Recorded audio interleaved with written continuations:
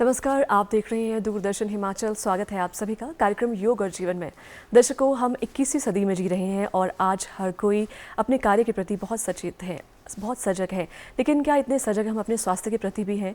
सुबह उठते ही हमारा सबसे पहले ध्यान हमारे मोबाइल फ़ोन या इलेक्ट्रॉनिक गैजेट्स की ओर रहता है कि कैसे इसे चार्ज करें ताकि दिन भर हम अपना जो कार्य है इनसे ले सकें। लेकिन क्या कभी हमने अपने शरीर को भी इसी तरह से चार्ज करने का या फिर ऊर्जा से भरपूर करने का सोचा है? शायद नहीं।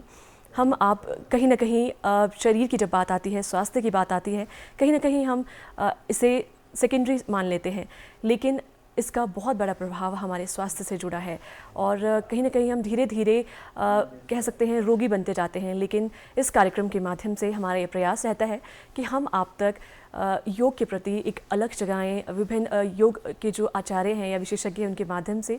तो आज कार्यक्रम में हमारा विषय है स्वस्थ जीवन के लिए योग की अनिवार्यता। इस विषय के संबंधित जानकारी देने के लिए हमारे बीच मौजूद है हिमाचल प्रदेश के योगा एम्बेसडर श्री अजय कुमार जी। और आपको बताना चाहेंगे इनके नाम 4 विश्व रिकॉर्ड भी दर्ज हैं और सीधे स्वागत करते हैं इनका। स्वागत है सर आपका कार्यक्रम में। नमस्कार। इनके साथ साथ आज कार्यक्रम में मौजूद है योग प्रदर्शिका सुश्री ऋतु कुमार जी, ऋतु रावत जी, आपका भी स्वागत है।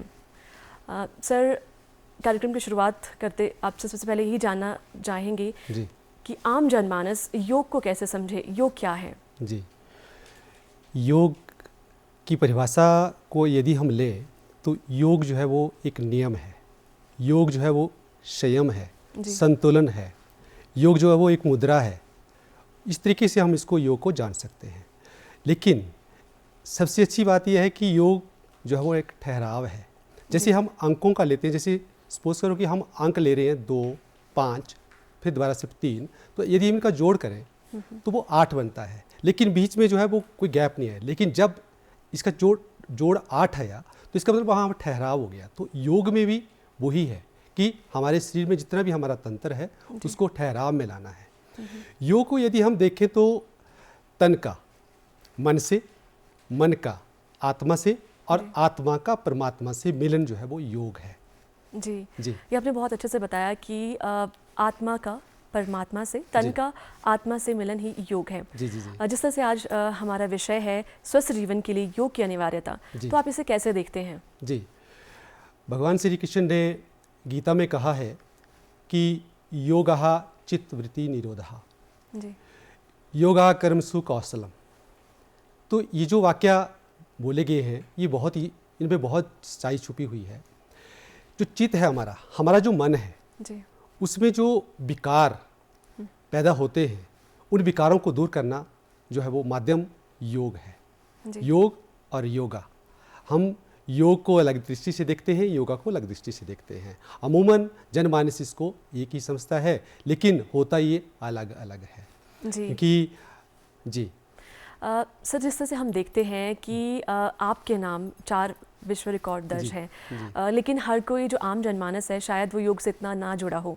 तो क्या योग का लाभ लेने के लिए योगी होना ज़रूरी है?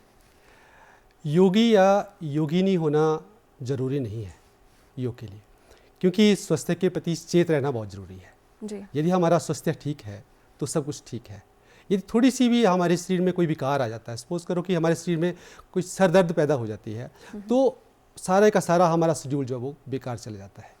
इसलिए हमारा शरीर स्वस्थ होना बहुत ज़रूरी है और उसके लिए हमें योग की शरण में जाना बहुत लाजमी है। क्योंकि यदि हम योग की शरण में नहीं जाएंगे तो हमें जो है वो काफ़ी जो वृत्तियां हैं उनमें जो है उनका सामना हमें करना पड़ सकता है। तो इसलिए चाहे वो बूढ़ा है, चाहे वो जवान है, चाहे वो मोटा है, चाहे वो पतला है, कैसा भी है, उसके लिए ऐसा नहीं है कि उसको योगी ही बनना पड़े, लेकिन वो अपने लिए, अपने शरीर के प्रति वो सचेत रहे, अपने शरीर के बारे में जाने और उसी से जो है वो अपने आप को स्वस्थ रख सकता है, ठीक रख सकता है।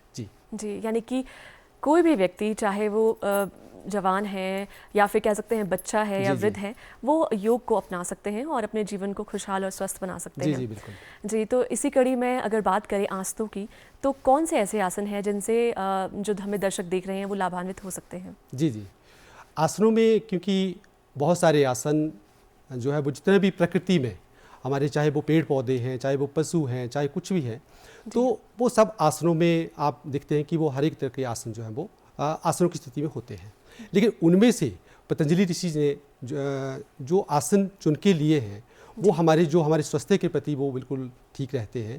तो जनमानसीय जो हमारे आम जन हैं वो यदि जो टफ आसन जिसको हम बोलते हैं वो नहीं कर पाते हैं, तो वो सिंपल से यदि आप रोज़ाना अपनी एक रूटीन बना करके यदि उन आसनों का अभ्यास करें तो वो अपने आप को स्वस्थ रख सकते हैं। तो उन आसनों में सबसे पहले सुखासन यदि हम लें या स्वस्तिक आसन हम लें तो उस तरीके से कर सकते हैं। लेकिन उससे पहले मैं आपको बता दूं कि जब भी आप योगा करें तो उससे पहले आपका शरीर तैयार होना चाहिए, हमारी बॉडी वार्म अप होनी चाहिए, हमारा शरीर के नियम में बंधा हुआ रहना चाहिए और उसको जो उस अनुशासन की पालना करते हुए हम आगे बढ़ सकते हैं और अपनी बॉडी को पूरी तरह से तैयार रख सकते हैं। तो सुखासन की बात जैसे की जा रही है तो सुखासन में जैसे लेते हैं, जैसे हमारी प्रदर्शिका आपके समक्ष पेश करेंगे, तो दंडासन में जैसे दोनों पैर दंडासन में रखें, उसके पश्चात जो सबसे पहले लेफ्ट वाला जो हमारा लेग है, पैर है, उसको अंदर की तरफ को फोल्ड करेंगे और जो हमारा मूल बंध है वहाँ तक उसको ले जाएंगे। अब लेफ़्ट क्यों लेते हैं ये भी मैं आपको इसकी भी चर्चा करेंगे, लेकिन उससे पहले उसको आपने फोल्ड किया, फिर आप जो राइट वाला है उसी को भी फोल्ड करेंगे और उसके ऊपर रखेंगे और कमर और गर्दन को सीधा रखते हुए बिल्कुल ध्यान मुद्रा में बिल्कुल आंखें बंद करके आप ऐसे बैठ सकते हैं। यदि आप कोई ऐसी क्रिया कर रहे हैं जिससे हमारा जो मानसिक संतुलन ठीक रहे तो आप इस आसन में बैठ करके कर सकते हैं। जी, तो इस आसन को करने से क्या क्या लाभ हमें प्राप्त हो सकते हैं? इस आसन को करने से सबसे बड़ा लाभ तो हमें ये मिलता है कि हमारी जो थाई पार्ट है, हमारी जो पिंडलियाँ हैं उनमें थोड़ा सा खिंचाव पड़ता है, हमारे घुटने इससे जो है वो बिल्कुल उनमें भी आराम जैसा एक महसूस होता है और हमारी कमर और गर्दन जब सीधी रहती है तो उसमें जो स्पाइन की प्रॉब्लम होती है वो भी इससे दूर होती है। और दूसरा, हमारा ध्यान लगना शुरू हो जाता है। सबसे बड़ी बात है कि ध्यान लगना शुरू हो जाता है और बच्चों के लिए तो बहुत ही लाजमी है ये आसन। जी एक बात आपसे जानना चाहेंगे, जब हम आसन करते हैं, योग करते हैं, ऐसे में श्वसन का कितना ध्यान रखना ज़रूरी है? जी, सांसों का बहुत ज़्यादा इसमें रोल रहता है योग में, क्योंकि श्वास के द्वारा ही, अगर श्वास के ऊपर आप नहीं जाते हैं तो वो एक व्यायाम हो जाता है। तो श्वास को जो हमारा जो क्रम है, जो आम जन है, आम मानस है या बिल्कुल साधारण सा मनुष्य है, यदि वो सांसों को ले तो 1 मिनट में 17 से 18 बार वो सांस लेगा तो वो स्वस्थ है। यदि उससे ज़्यादा उसको सांस वो ले रहा है, उससे कम सांस ले रहा है तो उसकी बॉडी में विकार पैदा होना शुरू हो गए हैं। एक बच्चा 20 से 30 बार यदि वो 1 मिनट में सांस ले रहा है तो वो पूर्णतः स्वस्थ है। तो हम इस तरीके से भी इसका जो है वो पैमाना जान सकते हैं। जी, और कौन कौन से आसन हैं जो सरलता से सहज ही किए जा सकते हैं? जी बिल्कुल। अब दूसरा आसन हमारा जैसे आता है वज्रासन। जी, वज्रासन एक ऐसा आसन है, यही आसन ऐसा है जो खाना खाने के पश्चात कर सकते हैं। सुबह तो हम योग कर सकते हैं, लेकिन शाम को जब हम शाम का भोजन करते हैं तो उस वक्त जो है वो कोई योग क्रिया नहीं कर सकते। तो उसके लिए सबसे ज़रूरी है वज्रासन। वज्रासन में सबसे पहले जैसे आपको ये सामने पेश किया कि जो हमारी लेफ़्ट लेग है उसको पीछे ले गए, फिर राइट को नीचे ले गए, उसमें भी हमारी जो कमर गर्दन है वो बिल्कुल सीधी रहनी चाहिए और बिल्कुल हम जैसे दोनों हाथों को अपने घुटनों के ऊपर इस तरीके से रखेंगे तो 5 मिनट बैठने से इस आसन के बहुत ज़्यादा लाभ मिल जाते हैं और हमारा जो खाया हुआ खाना है वो पच जाता है। सबसे बड़ी बात इसमें ये है। तो इस आसन का अभ्यास सभी को जरूर करना चाहिए। जी, बात अभ्यास की हो रही है तो ऐसे में क्या कुछ नियम हैं योग को करते समय हमें ध्यान में रखने चाहिए? जी, पतंजलि ऋषि ने बताया है योग सूत्र में कि अष्टांग सूत्र के 8 सूत्र होते हैं। यम, नियम, आसन, प्राणायाम, प्रत्याहार, धारणा, ध्यान और समाधि। अब इन 8 सूत्रों में यदि कोई जन इसमें बन जाता है तो वो पूर्णतः योगी हो जाता है। लेकिन अमूमन होता क्या है, हम इतना नहीं कर पाते। यदि इनमें से हम 2 जो इसके सूत्र हैं उनको निकाल लें, जिसे हमारा जो पहला सूत्र है हमारा यम नियम का है, उनका पालन करते हुए यदि हम आसन और प्राणायाम को ले लें, इतना भी काफ़ी है। यदि इन दोनों को कर लेते हैं तो बहुत ही ज़्यादा इसका जो लाभ है वो हमें मिल जाता है। जी, सर आपसे जानना चाहेंगे क्योंकि हम देखते हैं कि आज हर कोई तनाव से ग्रसित है। जी। तो ऐसे में किस तरह से तनाव से मुक्ति पाने के लिए हम योग का सहारा ले सकते हैं?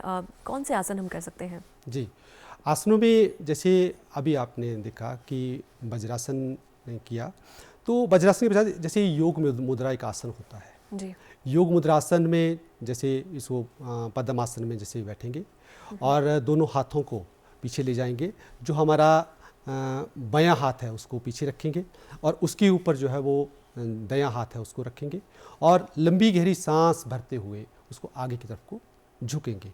तो इसे इतना मात्र करने से ही हमारा जो तनाव है वो दूर होना शुरू हो जाता है। और योग मुद्रा से एक ऐसा आसन है, इससे हमारा जो बॉडी है वो लचीली भी बनती है और साथ में जितना भी टेंशन है, डिप्रेशन है, वो भी इससे जो है वो ठीक होना शुरू हो जाता है। तो ये आसन बहुत ही अच्छा आसन है, इसको हम इस तरीके से कर सकते हैं। हाँ, एक बात और है कि जो तनाव है वो तनाव किन कारणों से हो रहा है, डिप्रेशन में किन कारणों से इंसान जो है वो जा रहा है, तो उसके लिए एक और आसन है। अपनी डॉक्टर के पास जाने से पहले आप एक आसन अपनी बॉडी का चेकअप आप खुद कर सकते हैं योग के द्वारा।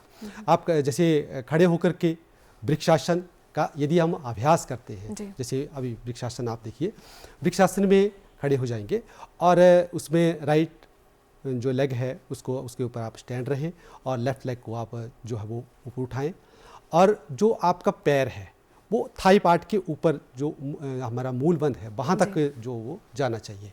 और दोनों हाथ जब एक मुद्रा में आते हैं, पहले नमन में और नमन के पश्चात वो ऊपर ले जाएंगे और लंबी गहरी सांस भरते हुए बिल्कुल सामने, दृष्टि सामने रखें। तो यदि आप असंतुलित हो जाते हैं, अगर डगमगा जाते हैं, तो इसके मायने है कि आपकी बॉडी में विकार आना शुरू हो गए हैं। यदि आप इस संतुलन में रहते हैं तो ये एक बहुत ही अच्छी एक चेकअप है, आपको कहीं जाने की जरूरत नहीं है, आप अपनी बॉडी को चेक कर सकते हैं। तो ये एक आसन बहुत ही अच्छा आसन है और वृक्षासन जो है वो इस तरीके से हम कर सकते हैं। जी, यानी कि अगर आप वृक्ष की तरह सही पॉस्चर में इस आसन को करते हैं तो आप मान सकते हैं कि आप पूर्णतः स्वस्थ हैं। बिल्कुल बिल्कुल, यहाँ से आप अपनी बॉडी को चेक कर सकते हैं और अपनी बॉडी का जो विकार पैदा हो गए हैं उनके बारे में आप जान सकते हैं। नमन करते हुए और ऊपर जाएंगे तो इससे जो है वो पूरी बॉडी में खिंचाव पैदा होता है, हमारी पिंडलियाँ मजबूत होती हैं, हमारे पैर मजबूत होते हैं। हमारा जैसे आप देख रहे हैं कि जो पैर रखा गया है वो 90 डिग्री के अंश पर रखा गया है।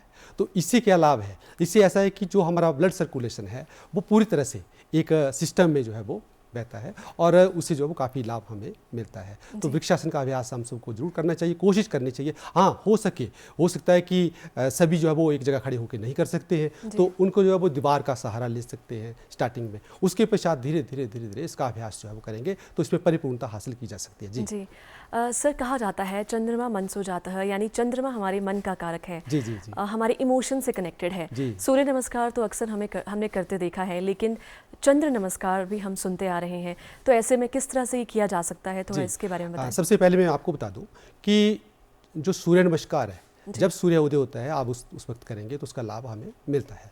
लेकिन जो चंद्र नमस्कार है, जब सुबह सूर्य उगने से 2 घंटे पहले और शाम को सूर्यास्त होने के 2 घंटे के पश्चात यदि हम चंद्र नमस्कार का अभ्यास करें, वैसे तो इसको दिन में भी कर सकते हैं, कोई ऐसी बात नहीं है, लेकिन इसके अभ्यास की बात कर रहे हैं, जैसे इसकी पूरी तरह से इसका लाभ लेने के लिए, तो क्योंकि शीतलता का प्रतीक है ये, मन शांत होता है, शीतलता दूर होती है, शीतलता इसमें आती है और हमारा जो मन है वो कंसंट्रेशन पावर इसमें बढ़ती है। बच्चों के लिए तो बहुत ही लाभप्रद है ये।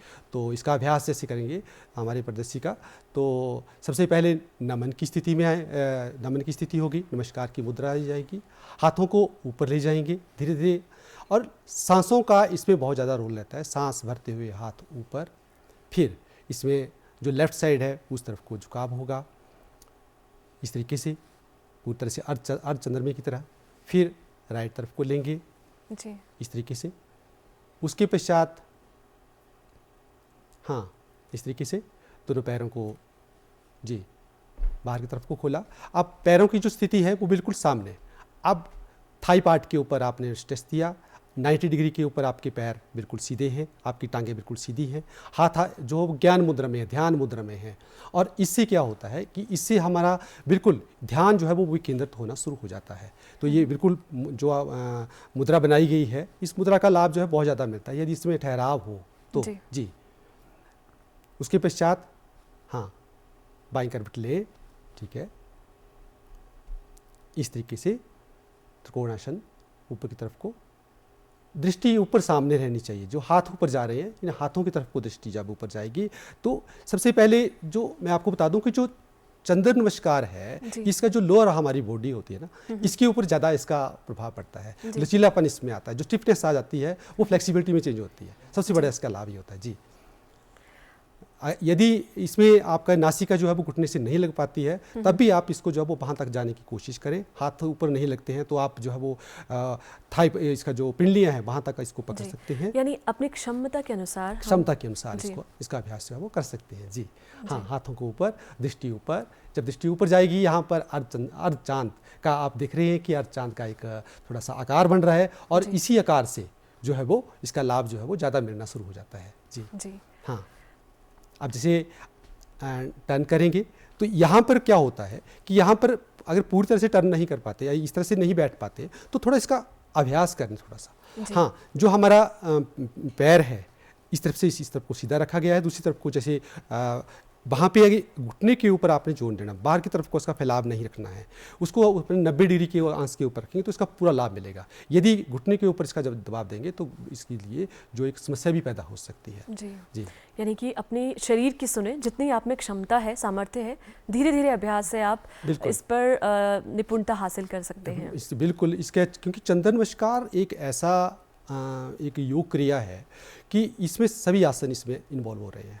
खासकर ये शीतलता का प्रतीक है तो इसमें शीतलता आपको मिलेगी, ठंडक इसमें आपको मिलेगी, मन शांत होगा, ये तनाव में है तो तनाव आपका दूर होगा, और इसमें सबसे बड़ी बात है कंसंट्रेशन पावर इसमें इम्प्रूव होती है। जैसे ही दृष्टि ऊपर जा रही है तो आपका ध्यान जो है वो जहाँ पे आपकी जैसा भी आप उस आसन को ले रहे हैं वहीं पर आपकी दृष्टि जा रही है, तो इससे कंसंट्रेशन पावर भी इम्प्रूव होती है। बच्चों को ये इसका अभ्यास जरूर करना चाहिए जी। तो इसका हम इस तरीके से कर सकते हैं। हाँ, इसके कुछ एक डीमेरिट्स भी हैं, इसके दोष भी हैं। तो यदि किसी के घुटनों में दर्द है रहता है, यदि साइटिका पेन है, यदि इस तरीके से रीढ़ की हड्डी में कोई समस्या है तो वो इसका अभ्यास इस तरीके से ना करें, लेकिन धीरे धीरे करें। और प्रशिक्षक की निगरानी में आप इसे कर सकते हैं। प्रशिक्षक से आप इसका पूछ सकते हैं कि मुझे ये इस तरह की अपनी जो समस्या है, जैसे डॉक्टर के पास जाकर अपनी समस्या बताते हैं, वैसे योग आचार्य के पास भी आप अपनी समस्या पहले बताएं, उसके बाद ही इसका ये अभ्यास करते हैं तो इसका पूर्ण लाभ जो है वो हमें मिल सकता है जी। योग के साथ साथ जब बात की जाए आहार की तो उसके बारे में भी थोड़ा सा हमें बताएं कि आहार किस तरह से रहना चाहिए जी। आहार जो है वो, क्योंकि आहार के ऊपर हमारा शरीर जो है वो टिका हुआ है जी। आहार जो है वो आप आजकल एक ट्रेंड बन गया, कुछ भी खा रहे हैं, कभी भी खा रहे हैं, सबसे बड़ी बात है कभी भी खा रहे हैं, टाइमिंग का कोई इसमें रोल नहीं रहता, और जो भी चीज़ मिलती है उसको हम खा रहे हैं। तो इन चीज़ों का अपने संयम रखें, सबसे बड़ी बात है खान पान में संयम रखें, ज़रूरत से ज़्यादा ना खाएं। यदि आपको भूख लगी है तो पूरी तरह से पेट ना भरें। उसके पश्चात ऋतु के अनुसार जो है वो भोजन करें। अब ऐसा नहीं कि आपकी जो कोल्ड स्टोर में चीज़ रखी है आप उसको खा रहे हैं, एक तो महंगी मिल रही है, दूसरी बात जो है वो वहाँ पर वो आपकी बॉडी को नुकसान पहुँचा रही है। आजकल का जो जैसे मौसम चला हुआ है, आपका चनार है या दूसरे आपको कई तरह की, हमारी भाषा में एक भ्रूणी होती है, उसको खाते हैं तो वो बहुत लाभप्रद होती है, तो उनका प्रयोग करना चाहिए। इससे खान पान जो है वो हमारा बिल्कुल ठीक होना चाहिए। हाँ, इसके लिए विशेष बात इसका ध्यान रखें कि सुबह जब आप भोजन करें, इसमें बताया गया है कि जब सुबह आपने भोजन करना है तो 2 घड़ी सूरज निकलने के पश्चात और शाम को 2 घड़ी सूरज छिपने से पहले, और सुबह दोपहर के वक्त जब आप भोजन करते हैं तो 12 और 1 बजे के बीच जब हमारी बॉडी पूरी तरह से उसके लिए तैयार होती है तो उस वक्त भोजन करें, कुछ भी खाएं। लेकिन कुछ खाने का मतलब है कि ऐसा नहीं कि आप कुछ भी भरते जाएं। हाँ, थोड़ा सा क्योंकि हमारे जो बाज़ार हैं, हमारी जो मार्केट है उसमें कई तरह की ऐसी उत्पाद आ गए हैं जो हमारी बॉडी को नुकसान पहुंचा रहे हैं। हमारे बच्चे जो है वो ऐसी चीज़ों के भी पीछे जा रहे हैं कि वहाँ पर जो है वो उनको जल्दी से वो चीज़ मिल जाती है और वो नुकसान जो है वो दे देती है। आने वाले वक्त आप देखते हैं कि छोटा सा बच्चा भी जो है वो डायबिटीज़ है, दूसरी कई तरह के विकार बॉडी में उसमें आ गए हैं, कंसंट्रेशन पावर उसकी नहीं रही है, तो इसके पीछे कारण हमारे खान पान का है। तो हमारा आहार विहार जो है वो बिल्कुल ठीक होना चाहिए जी। अब आपसे जानना चाहेंगे, एक बात और जोड़ना चाहता हूँ इसमें मैं, कि जो भी आप खाते हैं सबसे बड़ी बात इस बात का ध्यान रखें कि आप जब खाते हैं तो कोई एक्स्ट्रा, कोई अलग से किसी तरह का कोई रंग या कलर वाली उसमें कोई भी चीज़ खा रहे हैं उसमें इंक्लूड ना करें जी। हर चीज़ का, हर सब्जी का उसमें आप फल और सब्जियां जरूर जोड़ें, क्योंकि वो हरी पत्तेदार सब्जियां हैं, उनका रंग बैंगनी भी है, उनका रंग काला भी है, उनका रंग जो है वो इस तरीके से लाल भी है, पीला भी है, तो हर एक रंग को जोड़े तो हमारी बॉडी में अपने आप वो ठीक हो जाता है। तो इसलिए वो आहार विहार के ऊपर जो है वो विशेष ध्यान देना चाहिए, तभी आप स्वस्थ रह सकते हैं। जी, यानी ऋतु के अनुसार जो हमें प्राकृतिक रूप से जो हमें फल या फिर सब्जियां मिलते हैं, हमें उसका सेवन करना ज़रूरी है। सेवन करना जरूरी है। जी सर, अगर बात करें नाभि की, तो नाभि को शरीर का केंद्र माना जाता है। जी जी जी।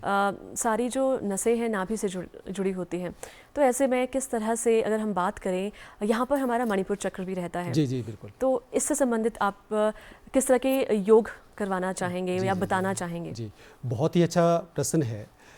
जब बच्चा माँ के गर्भ में होता है तो उसकी जो नाभि है, नाभि से एक आपने देखा होगा एक नाल जिसको बोलते हैं, उस नाल के साथ जो है वो माँ के साथ वो जुड़ा होता है। माँ जो खाती है वो ही बच्चे के पेट में जाता है, क्योंकि बच्चा जब गर्भ में होता है तो उसके जो पेट में खाना जाता है वो मुंह से नहीं जाता, वो उसी से जाता है। जब बच्चा पैदा हो जाता है तो उसके बाद जो है वो उसको जो नाल होती है उसको काट देते हैं, मतलब उसको बांध देते हैं और वहाँ से बंद हो जाता है खाना जाना। जब आपने देखना कि जब उसको बंद किया उसके पश्चात ही बच्चे का मुंह खुलता है, और जब मुंह खुलेगा या तो वो रोएगा, डॉक्टर देखते हैं कि वो रो रहा है, मुंह खोल रहा है, इसका मतलब वो क्योंकि वो चाह रहा है कि मुझे कुछ मिले, खाना मिले या कुछ और कोई चीज़ मिले मुझे, ताकि मैं उस तरीके से श्वास क्रिया उसकी चल पड़ती है इस तरीके से।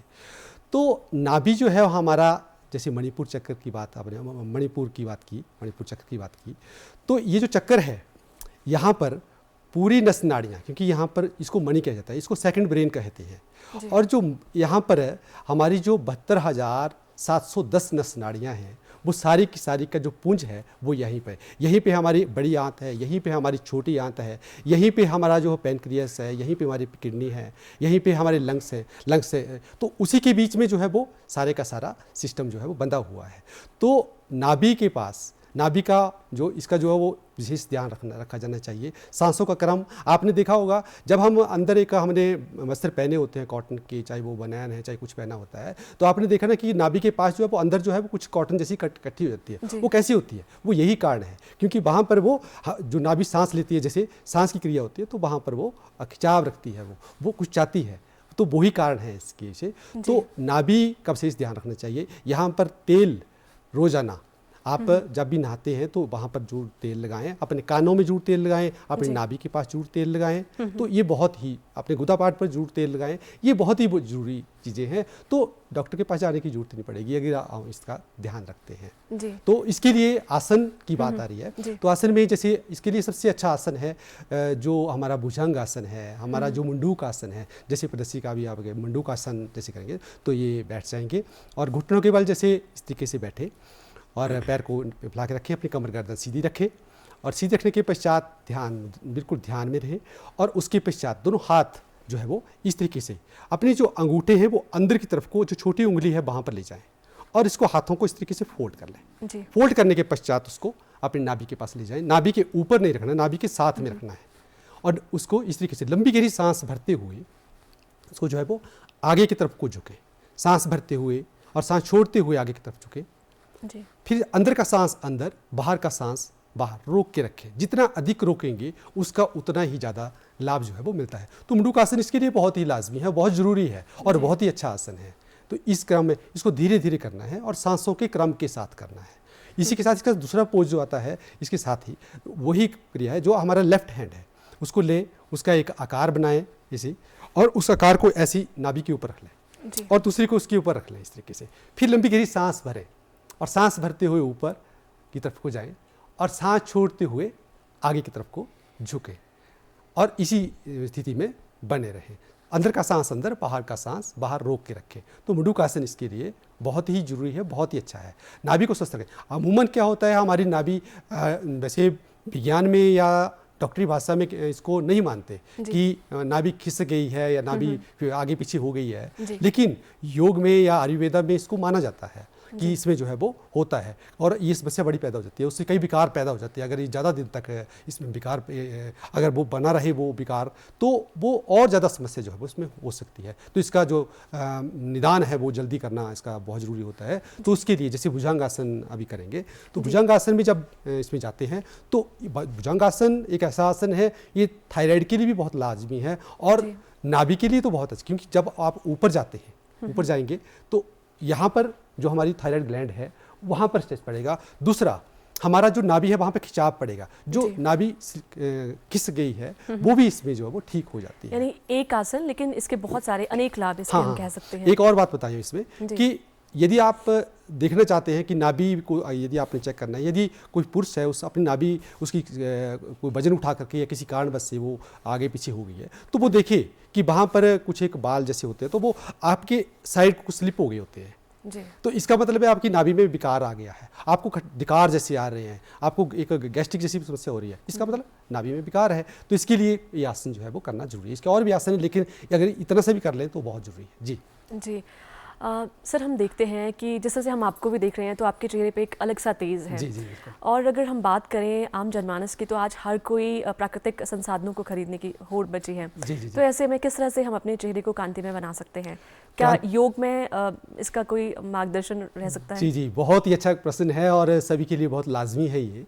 हमारे जो दीदियाँ हैं या महिलाएँ हैं वो अमूमन क्या करती हैं कि वो बहुत ज़्यादा कॉस्मेटिक के ऊपर खर्चा करती हैं या ब्यूटी पार्लर में जाकर, मैं उनके खिलाफ नहीं हूँ, लेकिन मैं एक बात उसमें जोड़ना चाहता हूँ, क्योंकि एक बाहरी सुंदरता एक अलग बात है, आंतरिक सुंदरता एक अलग बात है। तो आंतरिक सुंदरता तभी आएगी जब आप योग की शरण में जाएंगे, और योग की शरण में जाने के लिए उसके लिए क्रियाएं हैं कुछ एक, तो चेहरे के लिए बहुत लाजमी है। वो चेहरे के लिए तो इतना सा भी कर लें तो आप साथ में कीजिएगा मेरे साथ। तो सबसे पहले प्रदर्शिका भी आपके समक्ष जो है वो इसका एक प्रदर्शन करेंगे जैसे। तो सबसे पहले आप हाथों को ऊपर ऐसे इस तरीके से उठाएं और अपने चेहरे के ऊपर इस तरीके से थपकी दें, इस तरीके से जैसे थपकी देंगे तो ऐसे ऊपर तक, ऊपर से नीचे तक, ऐसे माथे के ऊपर इस तरीके से, आंखें बंद करके करना, पूरी लय के साथ, पूरी लयबद्धता के साथ। ऐसा नहीं कि आपने पूरा ध्यान देना है जहाँ जहाँ आपकी उंगली जा रही है, जहाँ सेंसेशन हो रही है, जहाँ वाइब्रेशन हो रही है, तो वो आपने देखना है। उसके पश्चात जो माथा है उसको थोड़ा सा इस तरीके से आप ऊपर से फोल्ड करें, इस तरीके से। फिर जो आपकी भौहें हैं उनको भी ऐसे ऊपर नीचे ऐसे इसको पकड़ के रखें, ऐसे इसको दबाएं धीरे धीरे नीचे की तरफ को, खिंचाव नीचे की तरफ को, और अंदर से आपने ऊपर की तरफ को इस तरीके से इसको करना है, ऐसे और इस तरीके से, और ऊपर की तरफ को आंखें करके, आंखों के लिए भी बहुत लाजमी रहता है। और इस तरीके से करने के साथ आप दोनों उंगलियों से, जो पहली उंगली है हमारी दोनों हाथों की, इसको इस तरीके से मालिश करेंगे ऐसे ऐसे।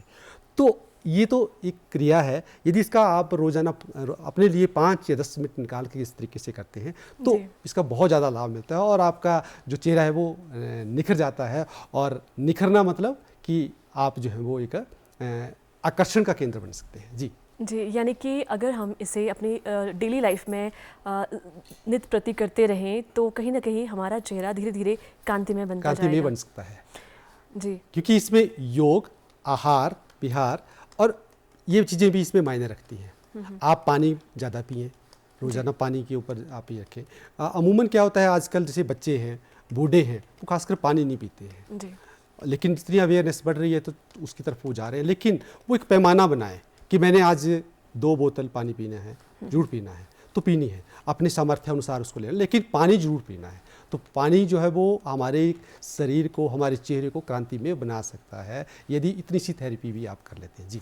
सर, जिस तरह से आप समय समय पर शिविर भी लगाते रहते हैं और खुद भी योग का प्रचार प्रसार करते रहते हैं बतौर हिमाचल के योग एम्बेसडर के तौर पर, तो जो दर्शक हम इस समय देख रहे हैं तो उन्हें आप कैसे जागरूक करना चाहेंगे योग के लिए, क्या कुछ कहना चाहेंगे आप? जी, जब भी, क्योंकि मैं कॉलेजेस में या यूनिवर्सिटीज़ में भी, स्कूलों में या दूसरे इसमें जाता रहता हूँ, वहाँ पर योग मेरा शिविर चलते रहते हैं, ऑनलाइन मेरे शिविर जो वो चलते रहते हैं, क्योंकि मैं चाहता हूँ कि हर कोई जो है वो स्वस्थ रहे। मेरी यही एक अंदर से एक आवाज़ आती है कि सभी स्वस्थ रहना चाहिए। तो उसके लिए सबसे पहले ज़रूरी एक 2 योग क्रियाएँ मैं करवाता हूँ, वो मैं आपको बता देता हूँ कि सीध हाड़ जी। एक बहुत अच्छी योग क्रिया है। तो उसमें टांगों को बाहर खोलेंगे, बाहर की तरफ खोलेंगे जी। यानी कि हम योग के माध्यम से अपने आप को स्वस्थ रख सकते हैं। जी जी। स्वस्थ रहने के लिए योग बहुत अनिवार्य है। तो इसी संदेश के साथ हम आपका धन्यवाद करना चाहेंगे कि आपने हमारे लिए समय निकाला और योग के लिए इतना हमारे दर्शकों को अवेयर किया। साथ ही साथ प्रदर्शिका ऋतु रावत जी का भी हम धन्यवाद करना चाहेंगे। दर्शकों, आज कार्यक्रम योग और जीवन में बस इतना ही। उम्मीद करते हैं इस कार्यक्रम के माध्यम से आप लाभान्वित हुए होंगे। योग करिए, स्वस्थ रहिए, निरोग रहिए। नमस्कार। नमस्कार, सभी को नमस्कार।